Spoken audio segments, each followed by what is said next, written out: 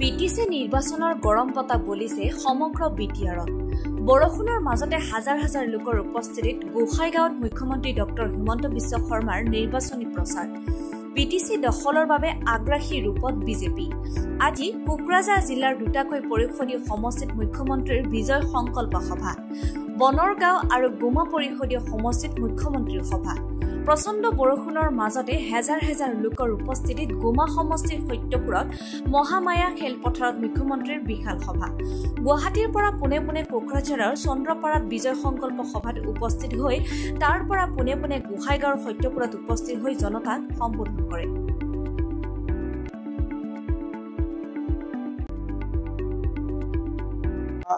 গোমাত আৰু বনৰগাঁও ভীষণ বৰষুণৰ মাজতো ৰাইজৰ অভাৱনীয় উপস্থিতি, ৰাইজৰ উপস্থিতি আমাক প্ৰেৰণা দিয়ে। মই নিশ্চিত যে এইবাৰ বিটিআৰৰ নিৰ্বাচনত বিজেপিয়ে এটা সুন্দৰ ফলাফল কৰিবলৈ সক্ষম হ'ব। আমাৰ ভাৰত অসম বিটিআৰ ক'তোৱে কোনো দ্বিতীয় শ্ৰেণী থাকিব নালাগে, সকলোৱে প্ৰথম শ্ৰেণী হ'ব লাগে। যদি সকলোৱে প্ৰথম শ্ৰেণী হয়, বিটিআৰ অসমৰ ভিতৰতে আটাইতকৈ বিকশিত অঞ্চল হ'ব, তাক মই বিশ্বাস কৰোঁ। দ্বিতীয় শ্ৰেণী আছে, যোনে অৰুণোদয় নাই পোৱা সি দ্বিতীয় শ্ৰেণী, যোনে ঘৰ পোৱা নাই সি দ্বিতীয় শ্ৰেণী, যোনে মাটি পোৱা নাই দ্বিতীয় শ্ৰেণী, আৰু যোনে পাইছে সি প্ৰথম শ্ৰেণী। গতিকে সকলো সমাজতে প্ৰথম শ্ৰেণী দ্বিতীয় শ্ৰেণী আছে। গোমাৰ পৰিৱেশ দেখি কি কৈছে? গোমাত মই ভাবোঁ যে বিজেপিয়ে অলপ আৰু কষ্ট কৰিব লাগিব, কিন্তু আমি জিকিম। পিটিচিটো মানুহে প্ৰথমটো মাটিৰ কাগজ পাব লাগিব। এতিয়াতো বিশ্ব বসুন্ধৰাৰ পিছত ইয়াত কি বুলি কয় বিশ্বমুটাৰী চলিছেহে, গতিকে তাৰ পিছত হ'ব এইবিলাক। গতিকে প্ৰথম বিশ্বমুটাৰীটো ভাল কৰি হৈ যাব দিয়ক। মইতো শুনা নাই, চবতো প্ৰধানমন্ত্ৰী আৰোগ্য যোজনা 5 লাখ টকা এটা ফেমিলি 1 বছৰত পায়। মইতো ভাবোঁ সকলো মানুহে সন্তুষ্ট হৈ আছে, এইটোতো মই কোৱা নাই। মই কৈছোঁ যে BPF UPPL এক হ'ব লাগে, যাতে আমি কোনো চিলেক্ট কৰিব নালাগে। ইলেকশ্যনৰ পিছত হওক আগত হওক, BPF UPPL এক হ'লে আমাৰো কাম কৰিব সুবিধা।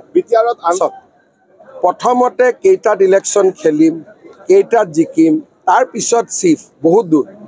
কিন্তু এইটো ঠিক যে আমি বিটিআৰৰ ৰাইজৰ যি এটা আন্দোলন কৰি পোৱা বিটিআৰ, গতিকে তাৰ সন্মান আৰু তাৰ যিটো চেনচিটিভিটি, সংবেদনশীলতা, তাক বিজেপিয়ে সদায় ৰক্ষা কৰিব। মই কৈছোঁ যে চব, মই ভাবোঁ যে UPPLও ভাল কাম কৰিছে, BPFও ভাল কাম কৰিছে, সকলোৱে ভাল কাম কৰিছে, কিন্তু কৰিব আৰু বহুত বাকী আছে। কৰ্কট ৰোগৰ ক্ষেত্ৰত চৰকাৰী যিটো কেমো বিনামূলীয়া চব বিনামূলীয়া আছে। হস্পিটেলত যে দাম বাঢ়া বুলি কৈছে, এইটো দাম চৰকাৰৰ কাৰণেহে বাঢ়িছে। কাৰ্ডখন দিলে টকাটোতো চৰকাৰে দিব লাগিব, গতিকে কাৰ্ডখনতো সকলো বিনামূলীয়া। গতিকে তাত লিখিছে বেডৰ দাম 1200 টকা হয়। এই 1200টো কোনে দিব? এতিয়া কেন্দ্ৰীয় চৰকাৰেহে দিব বা আমি দিম, পাব্লিকেতো দিব নালাগে। খালি 10,000 টকা যিটো এডভান্স লয় বুলি কৈছিল, সেইটো ভুল কথা। সেইটো মই আজিৰ পৰাই বন্ধ কৰি দিব কৈছোঁ। আজিতো ইমান ঘোষণা কৰিলোঁ, গোসাইগাঁৱত কিমান ট্ৰেইন ৰখাই দিম বুলি ক'লোঁ। গোসাইগাঁৱতো মানুহৰ এইটোৱে মেইন ডিমাণ্ড। জিলাৰ কথাটো পিছত আহিব। এতিয়া মেইন কথা যে ৰাইজে এইটোৱে বিচাৰে যে ৰেল অলপ ৰখিব লাগে। চবেইতো এইটোতে আটাইতকৈ বেছি তালি মাৰিলে। চব আছুৰ নেতা, যি আছুৱে বিদেশী বহিষ্কাৰৰ কথা কৈছিলে, যি আছুৱে 855 জন শ্বহীদৰ কেঁচা তেজৰ বিনিময়ত ৰাজনীতি কৰে, সেই আছুৰ প্ৰাক্তন সাধাৰণ সম্পাদকে যেতিয়া 855 জন শ্বহীদৰ হত্যাকাৰী ৰাহুল গান্ধীৰ ভৰিত পৰে, চেহেৰাটো আৰু ফটোখন দেখিবই ভাল নালাগে।